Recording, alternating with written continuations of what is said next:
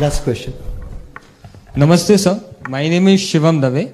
I'm currently a fellow in the Smart Cities Mission, Ministry of Housing and Urban Affairs. Sir, I aspire to be a career diplomat, like you. International relation sir मेरा रसप्रद विषय है, जिसके लिए मैं सोच रहा था कि मैं यूएन जैसे ऑर्गेनाइजेशन के साथ में काम करूं, उनके यंग प्रोफेशनल्स प्रोग्राम में. But sir since quite a few years. Question please. Yes sir. So sir, since the last few years, sir, India is not participating in such programs. तो sir आने वाले वर्षों में क्या हम वैसे कार्यक्रमों में भाग लेने वाले हैं? Sorry, which kind of programs? Sir, UN's young professional programs or World Bank's young professional programs, such programs? No, that's correct. It's a good point. We have been participating in such programs, maybe not in enough numbers. मुझे लगता है कि young Indians go out more, populate international organizations. That is something good. उनका खुद experience होगा. They will also bring Indianness to international organizations. We have to realize value of international organizations. इन माने एक किस्म से वो दुनिया को चलाते तो नहीं है, पर उनका प्रभाव दुनिया पर काफ़ी होता है. So the more Indians we have there, it is good. We would encourage this.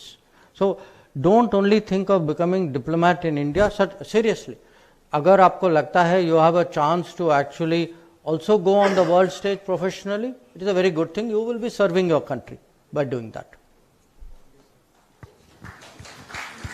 Hello, नमस्ते सर. मेरा नाम साक्षी है. सर, एक इंडियन सिटीज़न और एक पंजाबी होने के नाते मेरा एक सवाल आपसे ये था कि रिसेंटली मैं पंजाब अपने होम टाउन विजिट करके आई थी और वहाँ पे कितने सारे बैनर्स ऐसे थे, गाड़ियाँ ऐसी थी जब खुलेआम कुछ रेडिकल एलिमेंट्स जो पास्ट में से रहे हैं, जैसे कि जर्नैल सिंह भिंडरावाला, इन सब के पोस्टर्स सरेआम लगे हैं. और हमारी ऐसी यूथ है जो ऐसे देशों में जाके अपॉर्चुनिटीज़ लेती है जिनके एमपी खुलेआम, मतलब ऐसे लोगों को एमपी बनाया जाता है जो खुलेआम इस सोच को सपोर्ट भी करते हैं. तो जब हमारी यूथ वहाँ पे अपॉर्चुनिटी के लिए जा रही है, जिन्हें हम रोक नहीं सकते क्योंकि इकोनॉमिक उसके फ़ायदे होते हैं, लेकिन जब रेडिकलाइजेशन किसी देश के द्वारा सपोर्ट किया जाता है, इस तरीके से इन्फ्लुएंस किया जाता है, तो ऐसे देश जैसे कि कनाडा या एक्सेट्रा, ऐसे देशों के साथ क्या फॉरेन पॉलिसी रहेगी? ऐसी चीज़ों को कैसे रोकें? कहीं ये ना हो कि कश्मीर जैसे पाकिस्तान हो जाए, पंजाब भी हो जाए. आप ट्विटर फॉलो करती हैं? हाँ, करते हैं ना? Did you see my tweet yesterday? If you haven't, I would recommend. पिछले 2 दिन में एक फैशन चल रहा है सिंगल वर्ड का ट्वीट.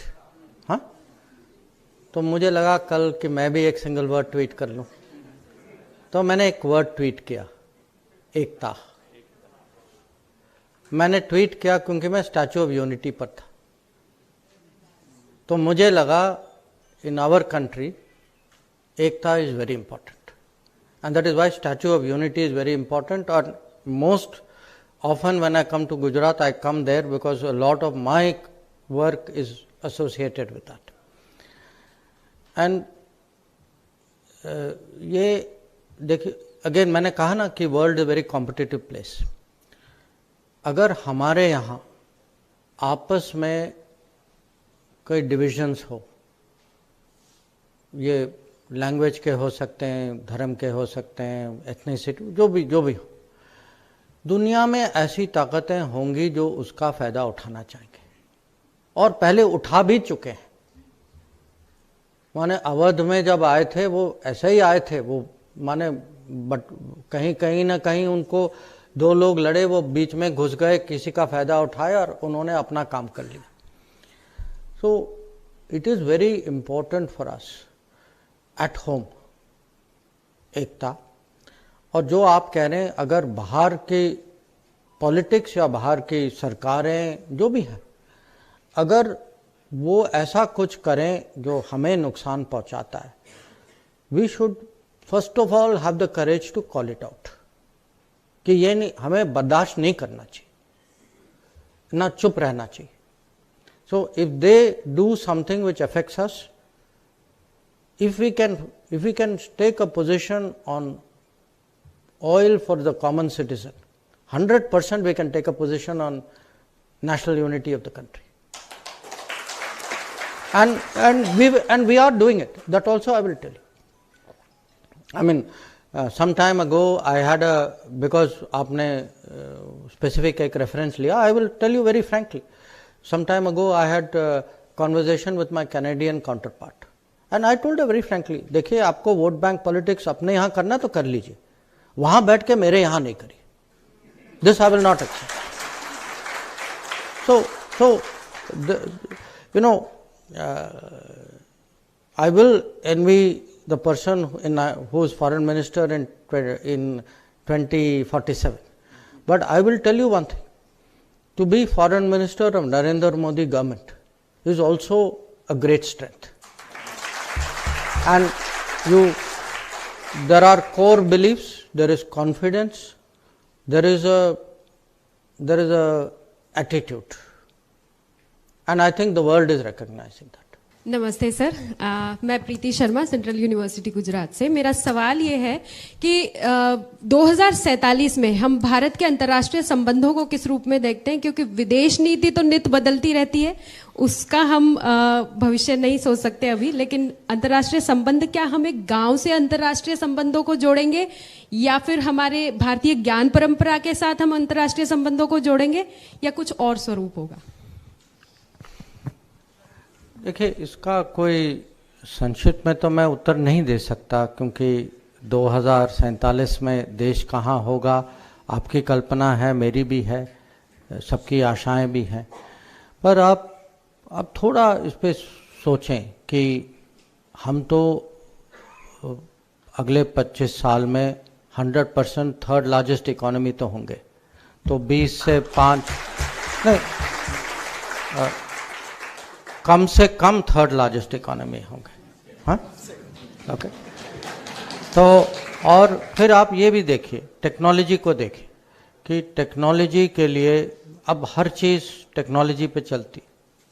एक ज़माने में हम गाड़ी चलाते थे, अब गाड़ी में बिना चिप्स के गाड़ियाँ बनती ही नहीं, और चिप्स माने वो एम्बेडेड नॉलेज है उसमें. तो जो कहते हैं कि knowledge economy, technology driven lifestyle, उसके लिए टैलेंट चाहिए, उसके लिए ह्यूमन रिसोर्सेज चाहिए, उसके लिए क्रिएटिविटी चाहिए. और मैं ये कह सकता हूँ बहुत माने विश्वास के साथ कि इसमें भारत का रोल जो है, भारत का शेयर जो है वो बढ़ेगा, क्योंकि अगर आप डेमोग्राफी और टैलेंट देखें तो एक किस्म से वो हमारी एक स्ट्रांग पॉइंट. उसके अलावा वो हम पर डिपेंड करता है कि जितना देश में जितनी प्रगति होती है बाहर दुनिया, क्योंकि दुनिया जो है अभी भी आप हैरान होंगे कि कितने डिटेल में लोग हमें फॉलो करते. जब मैं बाहर जाता हूँ ना, लोग मेरे से पूछते हैं, क्योंकि अब कोविड का एग्जाम वो उदाहरण मैं आपको देता हूँ कि अगर आप लोगों को कहें कि हमारे यहाँ 2 बिलियन शॉट्स लग चुके हैं, अब वो आंकड़े जो हैं माने अभी भी लोग हैरान हैं. और ये नहीं कि शॉट्स लग चुके हैं, कि वो किस ऑर्गेनाइज तरीके से लगे, कि और जब हम अपना टीकाकरण कर रहे थे, हमारे यहाँ जितना हम दुनिया की मदद कर सके वो भी हमने कोशिश की.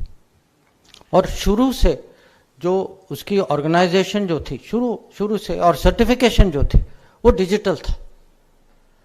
वैक्सीन से ज़्यादा, एक तो सचमुच दुनिया मानती है कि मेड इन इंडिया वैक्सीन के अलावा इन्वेंट इन इंडिया वैक्सीन भी था, और उसका जो लगाने की प्रक्रिया जो थी वो डिजिटल था, कि ऑर्गेनाइजेशन की जिसकी बारी है कहाँ जाएं, किस समय में, first shot, second shot, third shot, certification उसका.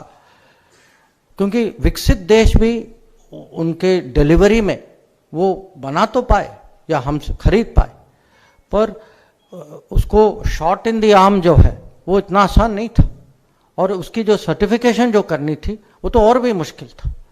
तो दुनिया हमें बहुत माने बारीकी से देख रही है कि जब हम कहते हैं कि हमने मान लीजिए 100 मिलियन टॉयलेट बनाए, या अभी जो है प्रधानमंत्री गरीब कल्याण अन्न योजना से कोविड के पूरे समय इस दौरान हमने जो फ्री राशन दिए, ताकि किसी को माने कोई भूखमरी से कोई क्योंकि आपको स्पेनिश फ्लू आपने पढ़ा होगा कि उस समय फ्लू से ज़्यादा वो स्टारवेशन से लोग मरे थे।